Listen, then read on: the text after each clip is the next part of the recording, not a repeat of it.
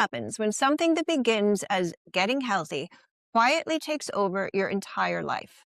By the time Sean Blake realized something was wrong, he says his eating disorder had become his entire identity. In today's conversation, Sean shares how healthy eating habits slowly became rigid rules, why so many warning signs were mistaken for healthy eating and healthy living, what recovery has really involved, and how learning to ask for help became the beginning of discovering who he really is.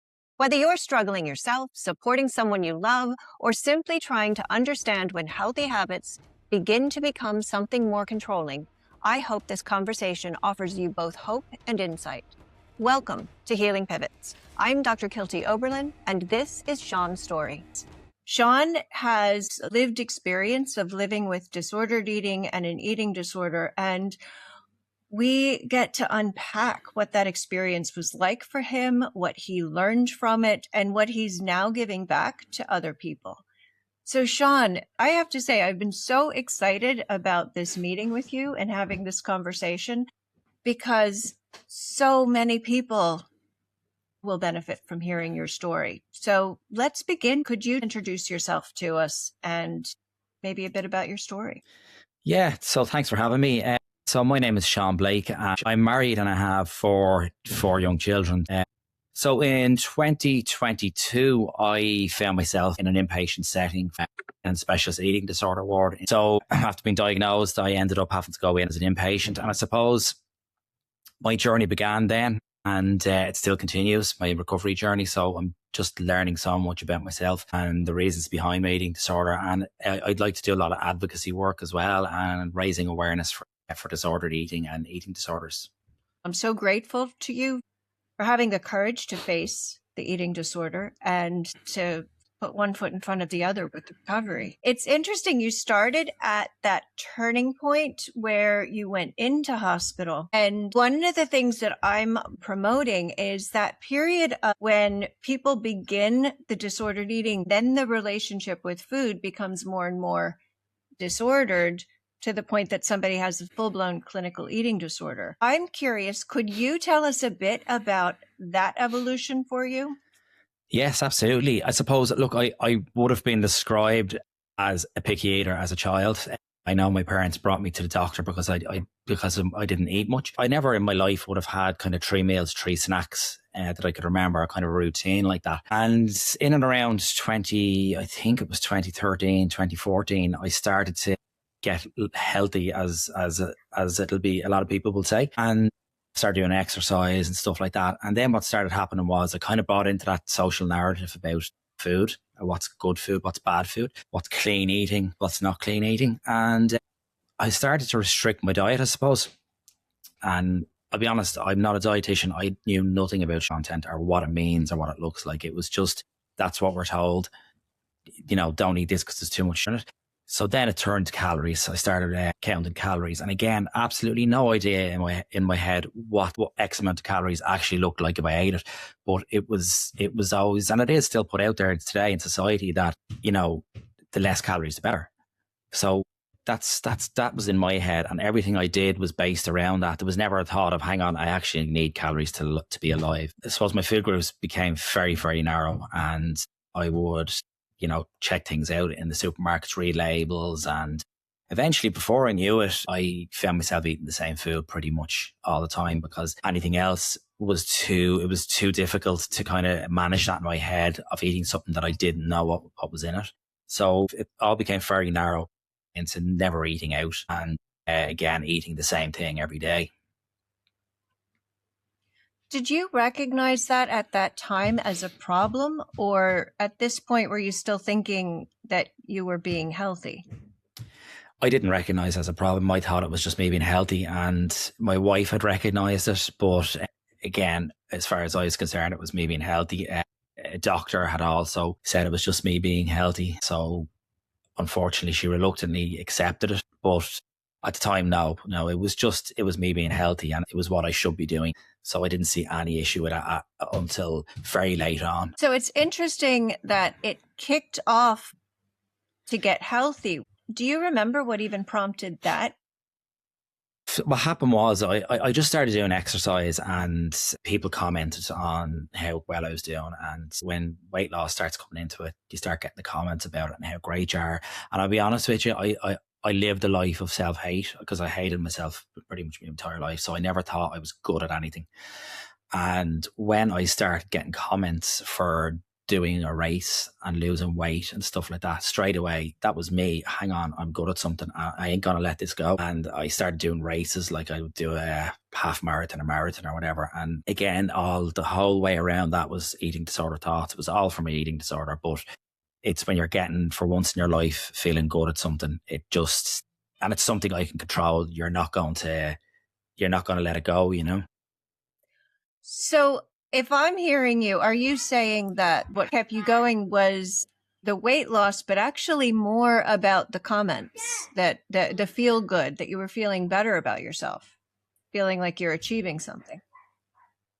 Yeah, I don't think I ever remember feeling healthy.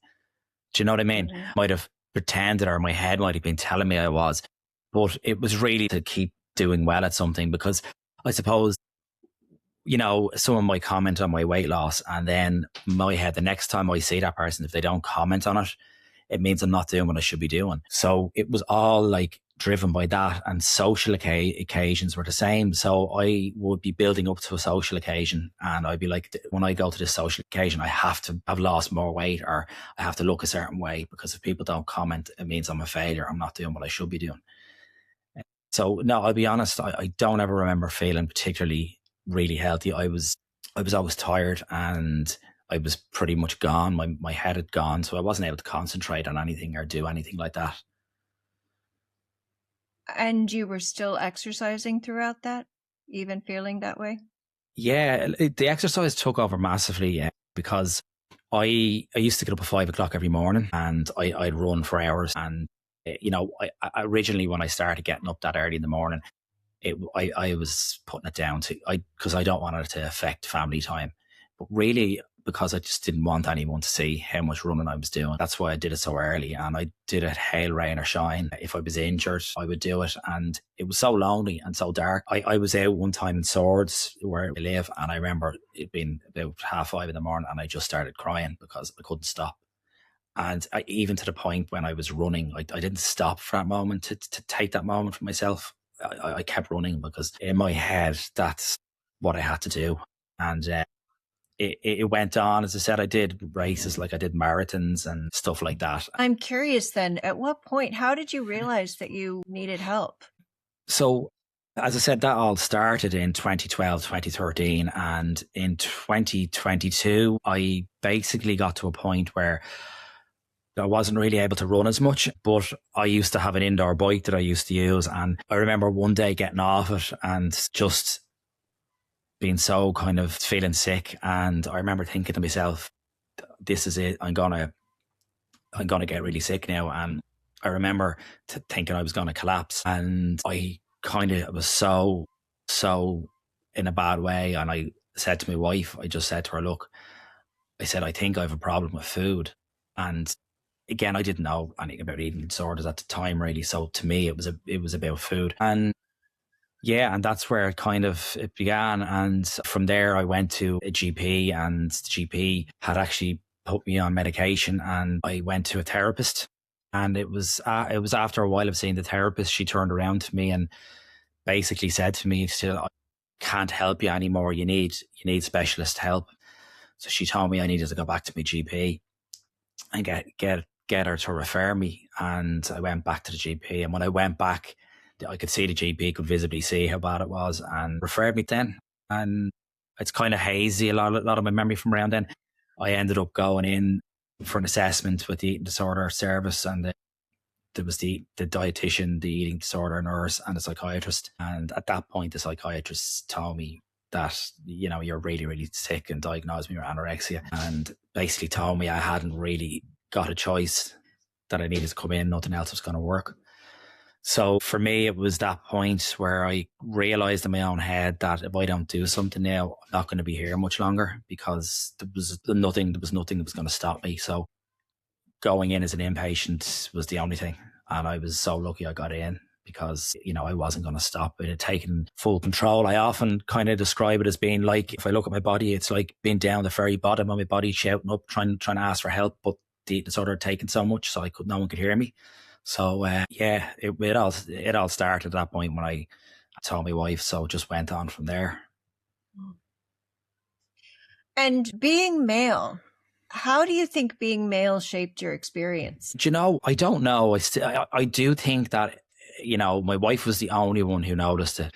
But I think outside of that, I think a lot of people, because I was male, a lot of people didn't think, because I talked to men since. And when I actually told people I had an eating disorder, they said, they didn't know men could get eating disorders. So I think maybe in terms of my original visit to the doctor, I don't know, that may have had a lot to do with it, but certainly I haven't had massive barriers. I mean, when I went in, I was the only male there, so there's 12 beds in the ward. I was the only male there, but I wasn't treated any different from any of the other service users, or the staff in there didn't treat me any different at all, But I think maybe initially it might have been the case of, I'm a man, I'm just being healthy and doing exercise, I'm very open about it because I was out of work for close to 2 years. And when I went back, I would have told people. One or two people said they didn't know men could have eating disorders. So very misunderstood, obviously, in a lot of ways, because you're dealing with people who struggle to understand an eating disorder anyway. And then when a man has one, it's even more difficult for them to understand. I wondered, looking back on your story now, would there have been any point, any stage, maybe it didn't have to go so far? Yes, I definitely think awareness in terms of, I think general awareness anyway, first of all.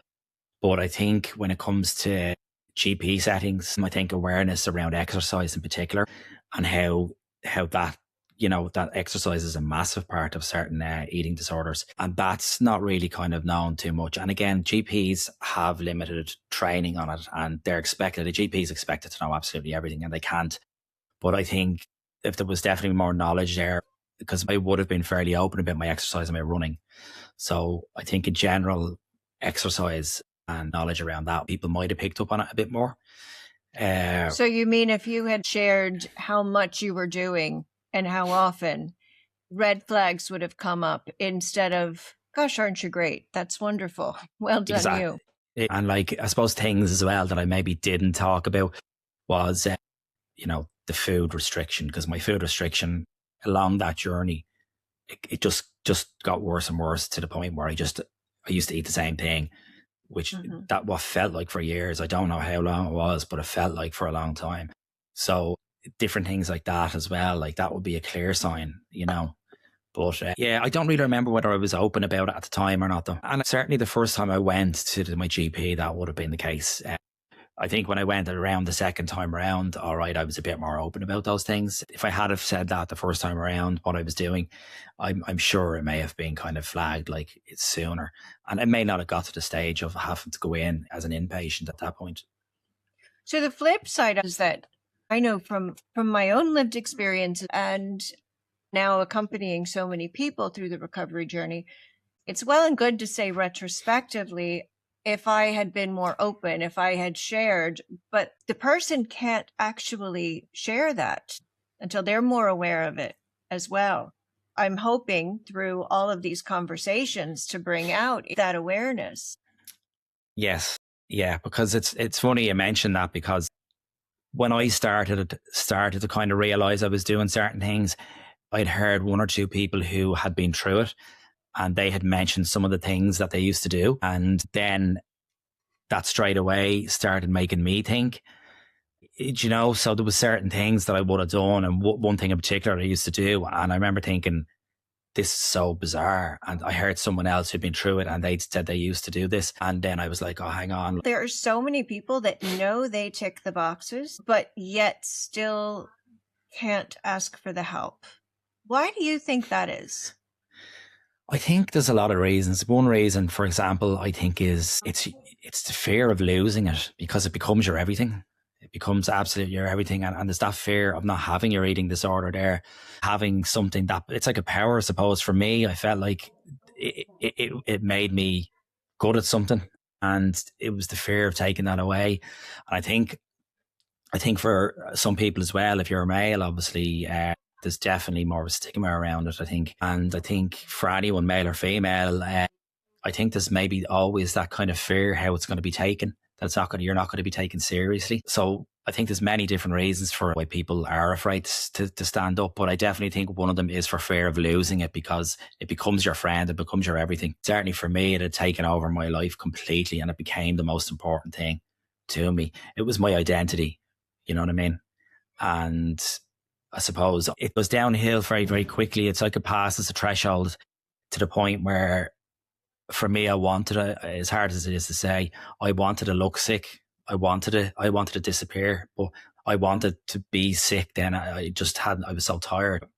So once it gets its hold, I think it's very, very hard to get rid of it, because it makes people feel good about themselves for a long time, and then just crosses a threshold to where it just goes completely downhill. That's an interesting statement. You wanted to look sick. But Yes, that's so different to what you were describing at the very beginning, where you were getting feedback about how well you were looking. Can you talk more about that? There's a lot of psychology behind it, but certainly it started off losing, obviously, the weight and stuff. And then, I got to the point where I wanted to look sick, where I wanted someone to say to me, "You look sick." And I don't know the reasons behind why I did, but all I know is that for me, towards the end, I just wanted to disappear into nothing. So I was never going to look the way I wanted to look. And I can see that now, that no look was ever going to be good enough for me. So I think I was so tired at the end, but I can only maybe tie it back to the complete kind of inner hate I had for myself. I'm listening to you say that, and I'm remembering what you said about the feeling like you're at the bottom and looking up. It's almost the permission that you can actually come out of it now. Yeah, I mean, I suppose when I went into hospital, I felt like I was protected. I felt like there was a force field around me, and that it was okay now to try and to get better, because it can't get me, because I was in a place where people knew how to deal with it.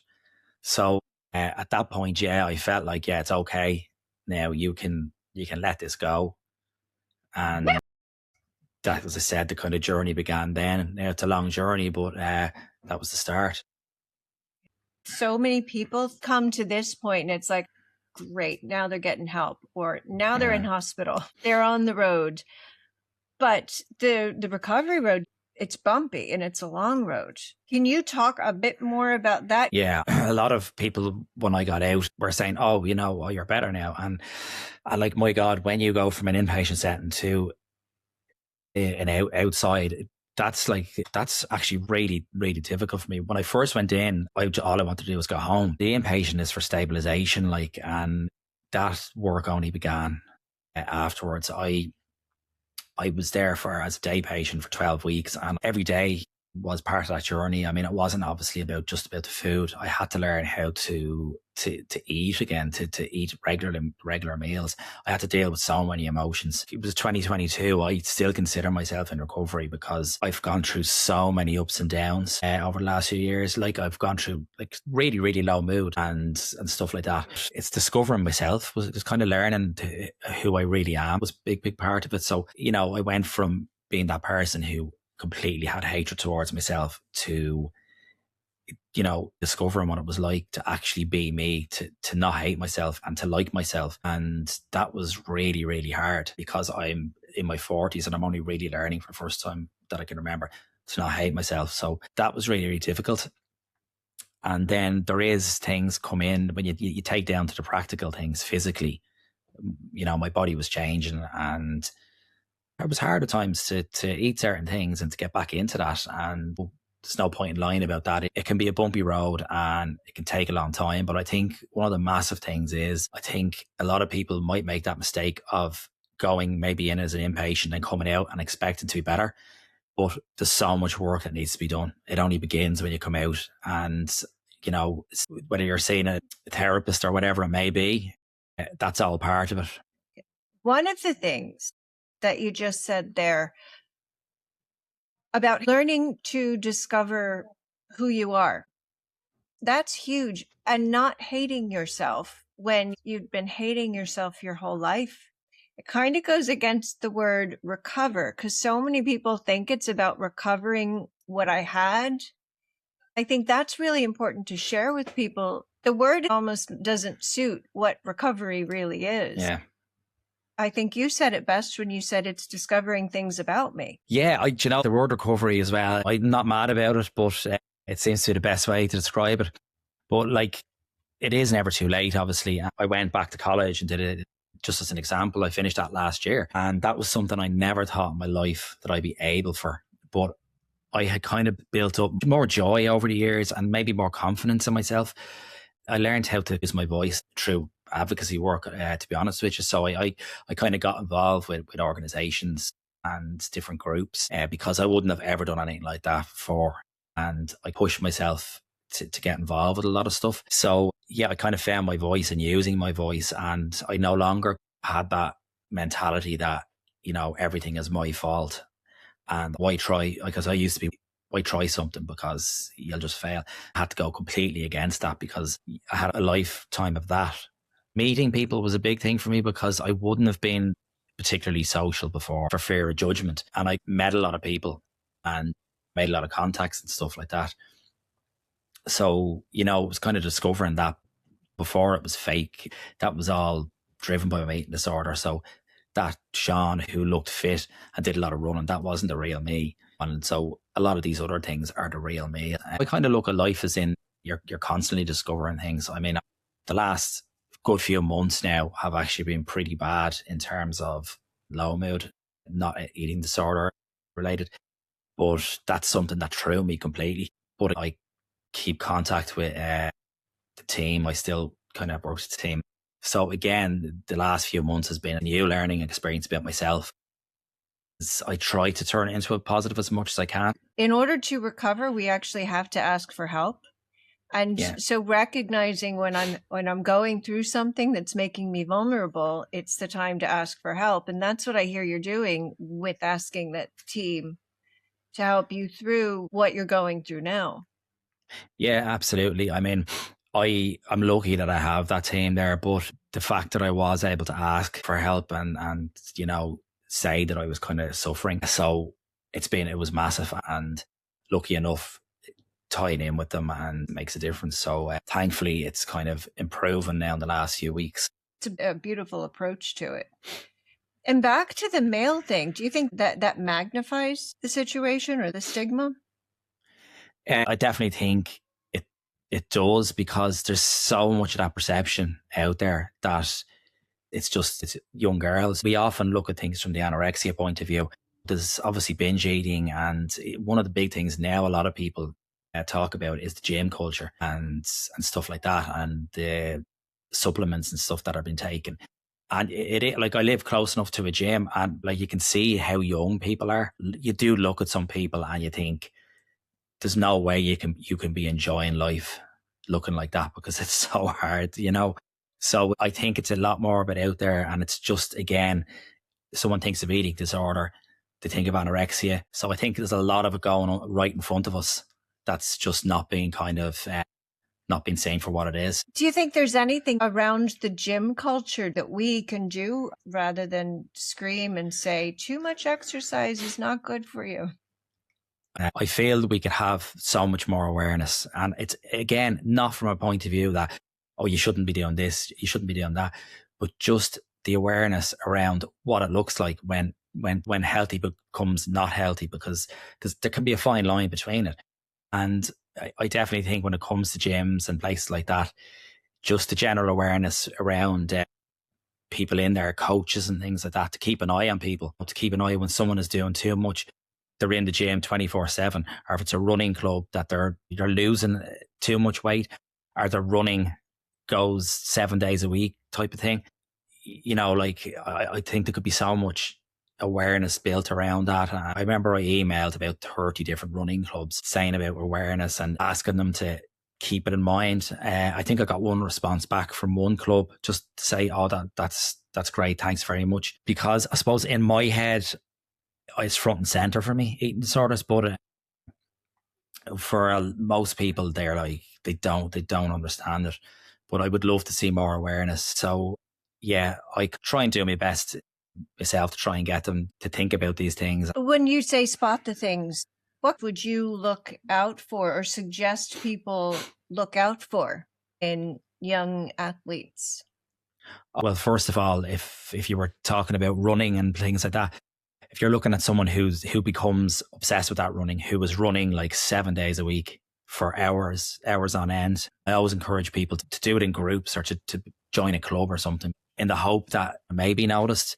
But when you do it in isolation, for me, I did it in that isolation. But I feel if I had to put myself into a running club, and let's just say someone did understand eating disorder awareness there, and they did understand, hang on, Sean's out 7 days a week, he's out at 5 a.m, they might pick up on things and think it's a bit too much. And I think as well, GAA clubs and places like that, they could have a lot to learn, because there is an awful lot of misinformation out there, unfortunately. You know, people who aren't qualified, they may not mean any harm, but they don't understand. I mean, dietitians go and have a degree. They know what they're talking about, whereas a lot of the time you get people who don't have any qualifications and they start giving nutritional advice. It could be very damaging, particularly in sports clubs. I was just reading an article this week. They were looking at young athletes, and a lot of the coaches and a lot of the kids and even parents are looking at nutrition to support the young athlete, but the nutrition is based on adult standards, not on kids and teens that are still developing and whose bodies need that bit more. Yeah. So I think that's another aspect. And I think as well, when you were saying to be in a sports club, there is that element of being social as well, where hopefully, provided the culture doesn't get too competitive and celebrate achievement over the individual, so there's balance. Yeah, and that's always a good thing, you know, the social aspect of it. I mentioned dietitians there. When I working with dietitians, all those myths about certain foods, you just learn so much from sound qualified advice. So again, I mentioned about the social narrative of what's good and what's bad. Unfortunately, a lot of people get caught out with that. That goes along with the all or nothing thinking. It's way easier to live life in all or nothing where there's clear boundaries. Yeah. As opposed to, well, sometimes this, sometimes that. It's a little messy. Yeah, absolutely. What would you say to a man that sees himself in your story? I would say ask for help. That, you know, it saved my life, and it helped me discover a new person. And I would definitely say that it can happen to anyone, no matter whether you're male or female. And taking that first step of asking for help, I think that's the first step in recovery, because I definitely think the quicker, you know, you kind of get help, you know, you can avoid it getting too far. And there are plenty of people out there who actually understand eating disorders. It may not feel like it, but there are some amazing experts out there. My first thing would be to say, just to reach out for help, that it's okay. Throughout your story, you've mentioned that your wife noticed before you that you had an issue, a problem. Can you talk a little bit more about the evolution that relationship had to go through as you were changing, moving into disordered eating, eating disorder, and through recovery? Yeah, you know, it was tough. Like, it was tough for my wife, because she had seen this, obviously. And the fact then, when it actually, a couple of years down the line, when it was, oh, hang on, yeah, you do have an eating disorder, she felt really kind of angry then towards, you know, it, because she had seen it and been told, no, I didn't have an issue. But when I went in again, I went to hospital. You know, she's a full-time job, like, so she was kind of stuck. 4 kids, full-time job. So how old were your kids at that stage? My youngest at that stage was 5, I think. So that was really, really tough. You know, she stuck by me the whole way, and she was always there for me. So we've always been strong. It just, I suppose, got stronger, you know. But again, I'm very conscious of everything that I've put her through over the years, you know. So much of that hospital setting and care services are geared towards parents of loved ones. How did she cope with that? Because of the way things are, like, if you're over 18, of course, your team don't generally talk to anyone outside. So she found that hard at first, because like I wasn't able to figure out what was going on around me, and then she didn't know what was going on. But eventually they did appoint a social worker then who kind of talked through that sort of stuff. And as time went on, I got better at understanding what was going on as well. And how about your kids? Because that would be difficult for you connecting with your kids.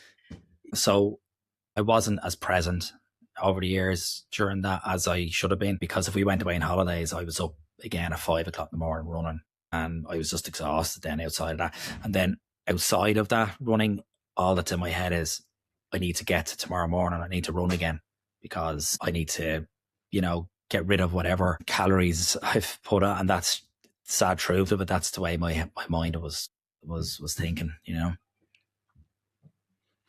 So in recovery, you've been able to connect with them, be more present. Yeah, 100%. It's been amazing. Like, I've done so many things. We've been to Disneyland twice now, which was something that we wouldn't have been able to do before. It's incredible. But sad as it is, I can't look back and get back all those other years, but I could just build on what I have now. The number of people I've worked with that look back and say the eating disorder recovery was the hardest thing they ever did, but they wouldn't even change the eating disorder because it led to the recovery. Yeah, it's really interesting you say that. I was only talking to someone earlier on about that. Yeah. And so I think in a roundabout way, yes, it was hard for the family members. And I'm saying this from a lived experience perspective as well, hard on the family members. But rather than spend time in regret and pain and, just be present, we do the best that we can in this moment. Yeah. So, Sean, what have we not touched on that you think would help people? I definitely think one thing I would always say is to anyone when it comes to nutritional advice to get professional advice and not to get it from social media, because unfortunately there's a lot of misinformation. And I always try to plug that just to tell people to get it from a trusted source. I'm ending each Healing Pivot show with asking each guest to offer a healing pivot to the listeners. So do you have a healing pivot that you would like to leave people with? What I always say to people is that you're not a bad person. And even if that voice in your head is saying that you're not a bad person, deep down, there's greatness in there, and to try and just get that greatness out. You know what, Sean, as you're going through your difficult days right now, I'm going to cut a clip of that and send it to you to listen to you, because that was beautiful. Thanks. Absolutely beautiful. I'm so grateful that you were on today. No, thanks for asking me. It's great. It's great because to bring awareness is the main thing. Sean, thank you for your honesty, your courage, and your generosity in sharing your story with us today. One of the things that stands out most to me is how easily disordered eating and compulsive exercise can be praised as discipline, commitment, and simply being healthy. And I hope that conversations like this help us recognize the difference between caring for ourselves and becoming trapped by fear and perfectionism and rigid rules. Sean's recovery also reminds us that recovery isn't simply about changing how we eat or exercise. It's about reclaiming the parts of ourselves that an eating disorder and disordered eating quietly takes away. So if something in today's conversation resonated with you, know that you don't have to wait until you're sick enough to deserve support. And you don't have to navigate this alone. So if today's conversation raised concerns for you, or if you've recognized yourself or someone you care about in Sean's story, you'll find trusted support organizations and recovery resources in the show notes and video description below. Recovery is possible, and asking for help may be the most important healing pivot you ever make. So thank you for watching and sharing your time with us. And if you're struggling with your relationship with food, your body, or yourself, I want to leave you with Sean's words that he shared with us today. You're not a bad person, and recovery doesn't happen all at once. It happens one healing pivot at a time.